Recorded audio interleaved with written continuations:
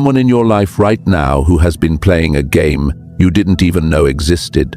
They've studied your fears, your insecurities, your desires and fear, using that knowledge to control you like a puppet master, pulling invisible strings.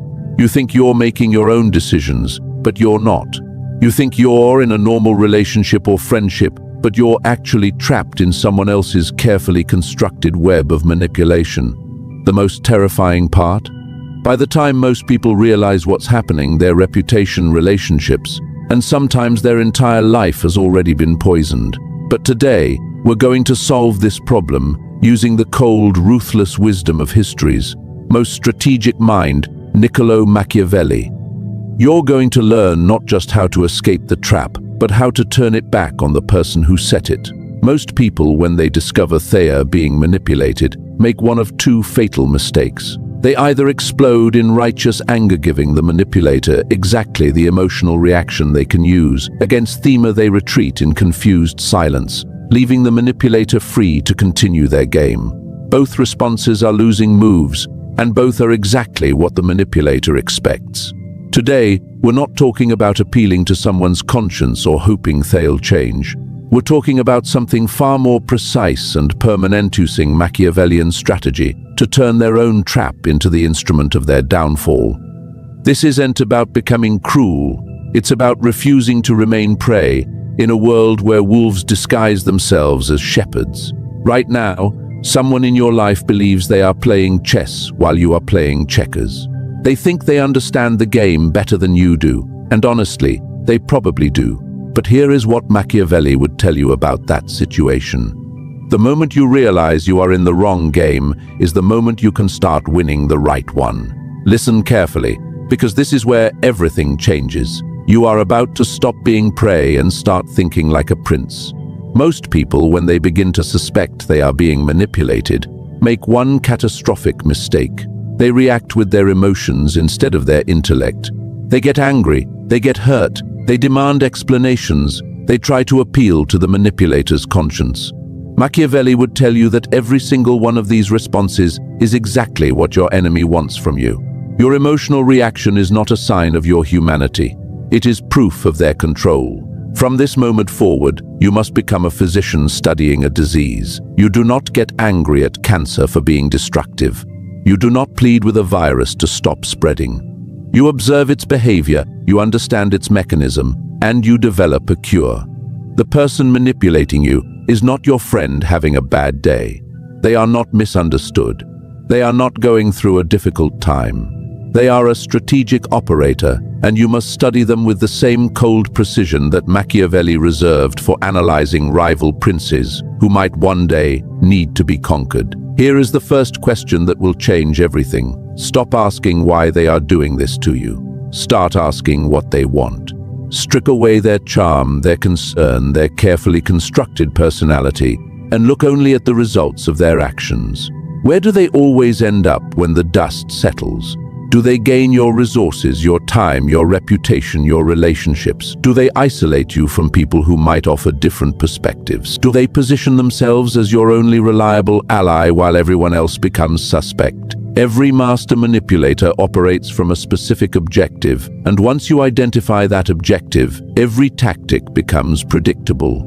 The subtle insult disguised as a joke stops feeling random and starts revealing itself as a confidence-breaking tool. The way they share other people's secrets with you stops appearing like intimacy and starts showing its true nature as a loyalty test.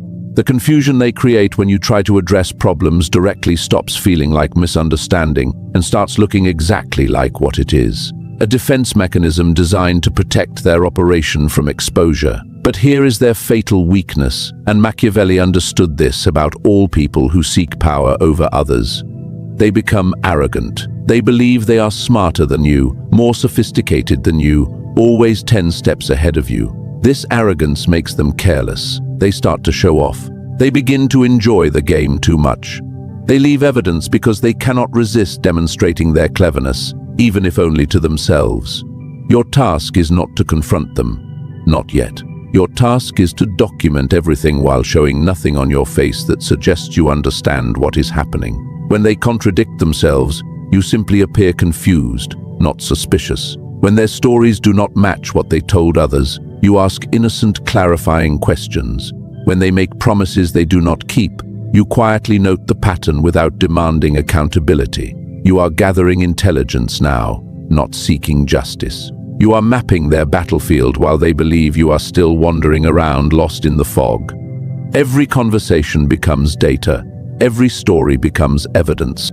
Every manipulation becomes a documented case study in their methods and objectives.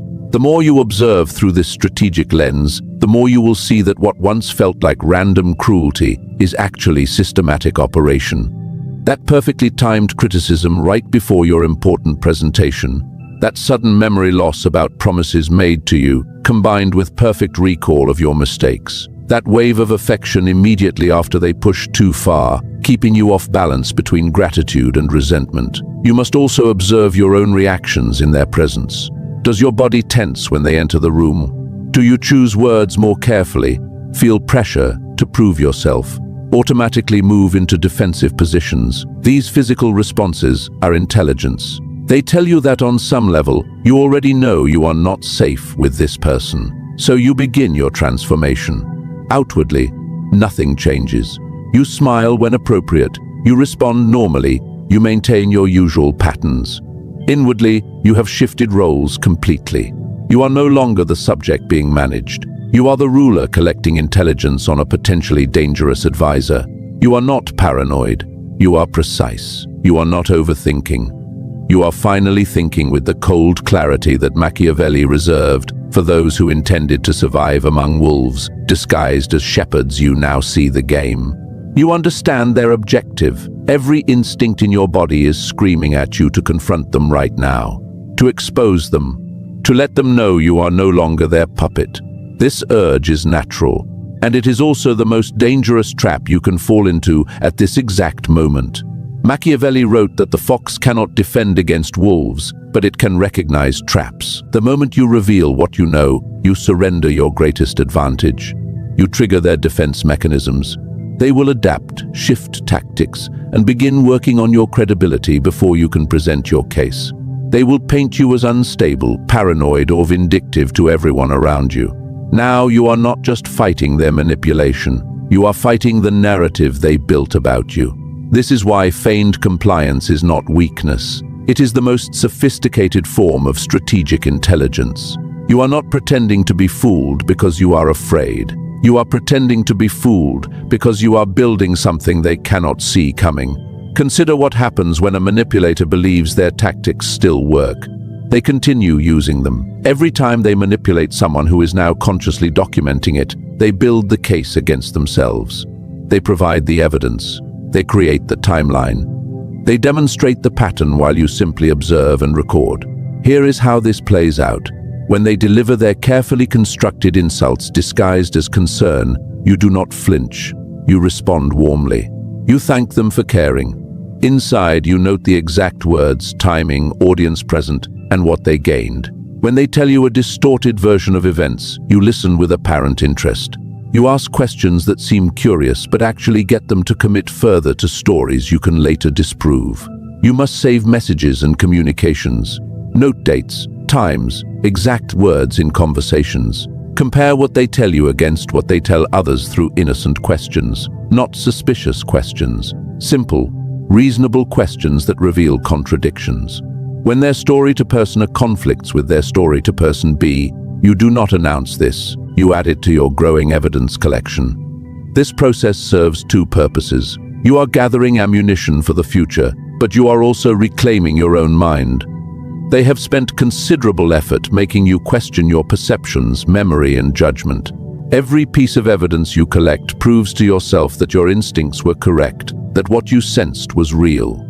You are infiltrating their operation by playing the exact role they cast you in. The manipulator relies on predictable feedback. They push a button, you react. By providing expected reactions, you keep them comfortable.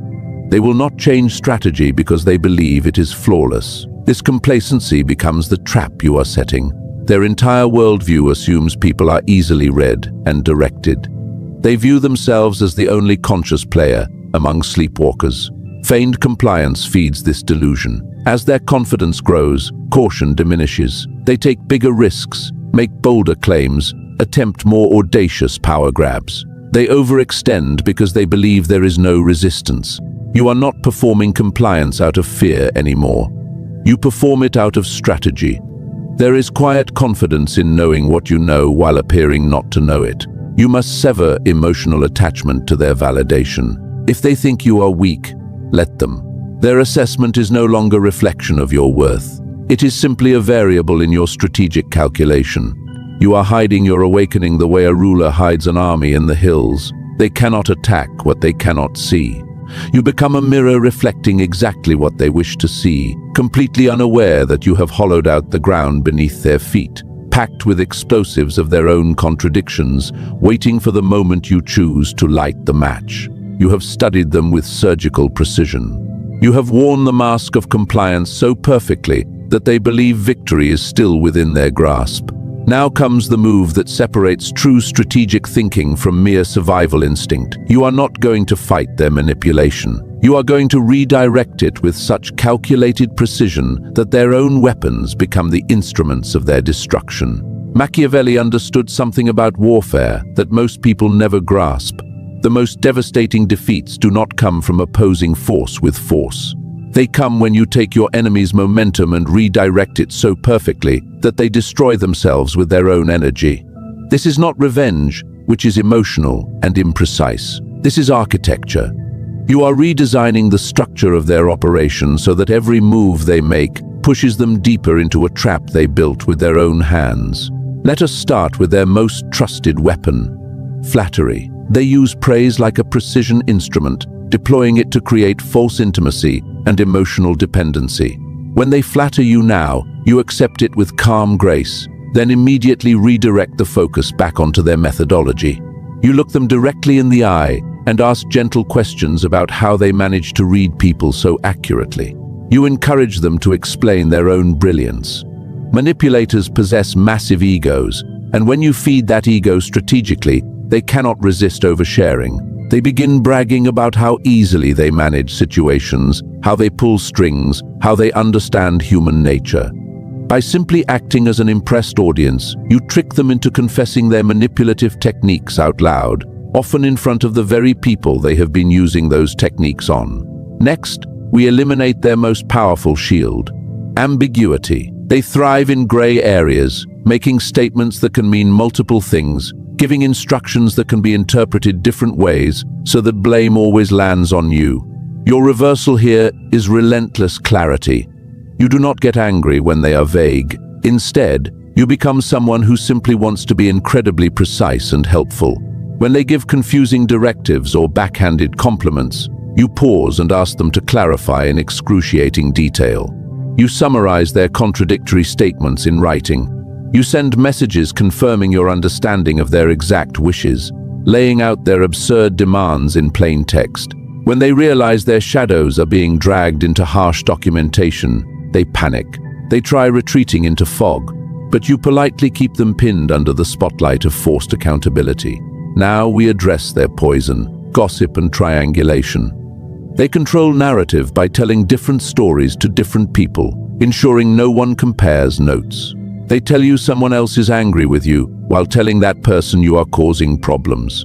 The reversal here is devastatingly simple, but requires nerves of steel. You break the triangle.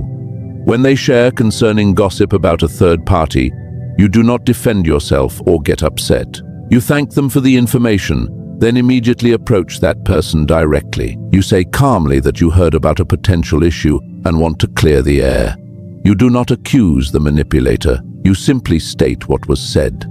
The moment you and the third party realize the stories do not match, their web of isolation dissolves instantly. Their divide and conquer strategy becomes the exact catalyst that unites their victims against them. Finally, their weapon of guilt. They have studied your moral compass so they can use your goodness against you. They play victim flawlessly, twisting situations so you apologize for their behavior. To reverse this, you must create an emotional vacuum. When they launch into guilt trips, you do not defend your actions or apologize. You simply agree with their stated emotion without accepting blame. You tell them it must be very difficult to feel that way.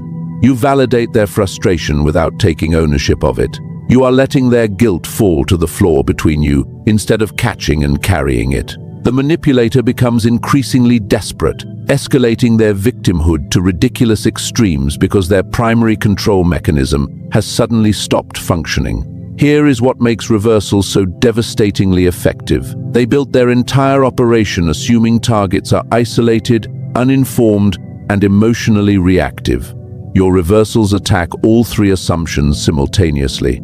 People are no longer isolated because you build direct connections. They are no longer uninformed because contradictions become visible.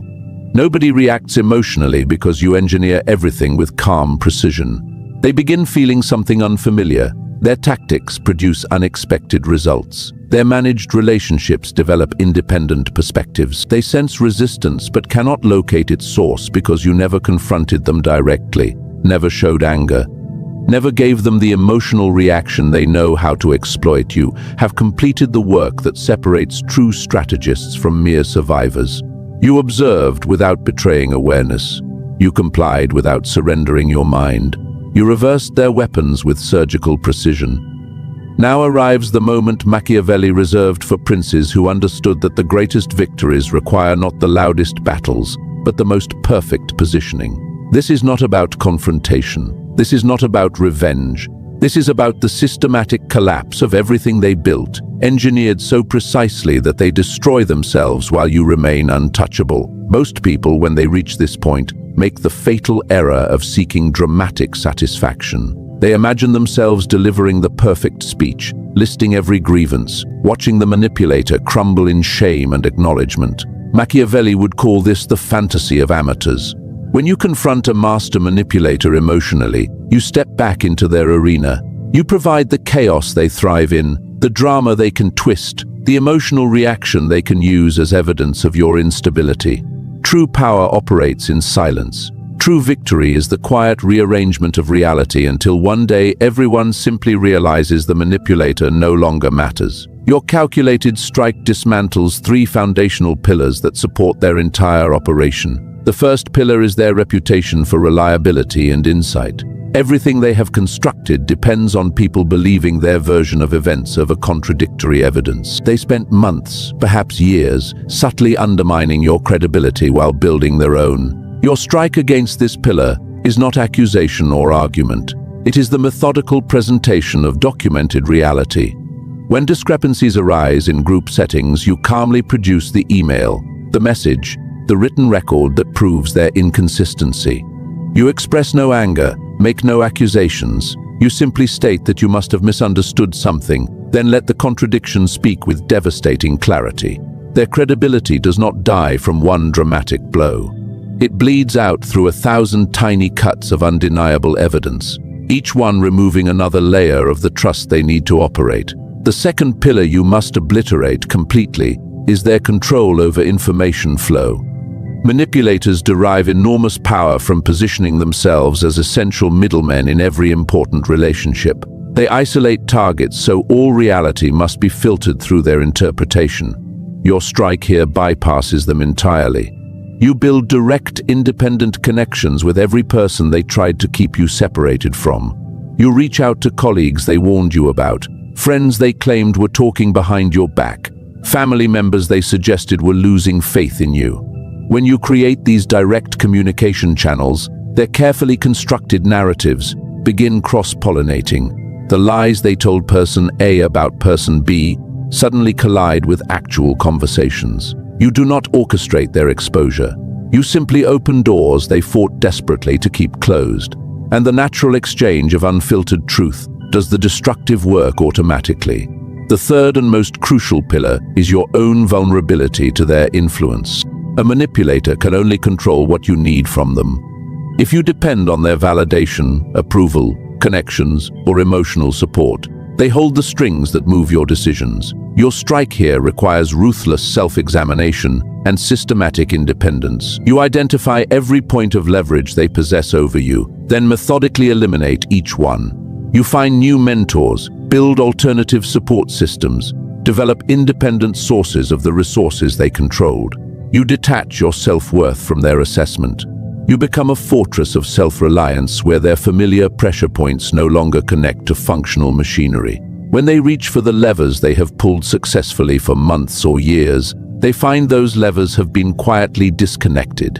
As these three pillars crumble simultaneously, you will witness something both fascinating and inevitable. The manipulator will panic. They are accustomed to controlling outcomes, and the sudden realization that their influence is evaporating sends them into desperate escalation. They push harder, make more aggressive moves, attempt dramatic guilt trips or sudden attacks. This escalation is not evidence that you are losing. This escalation is their death rattle. It is the moment they finally expose their true nature to everyone who previously gave them the benefit of the doubt. Their desperation makes them clumsy, their clumsiness makes them visible, and their visibility destroys the plausible deniability they need to survive. Your role during this final phase is to remain absolutely motionless. You do not gloat when they stumble. You do not retaliate when they attack. You do not over-explain your position to people who are now questioning them independently.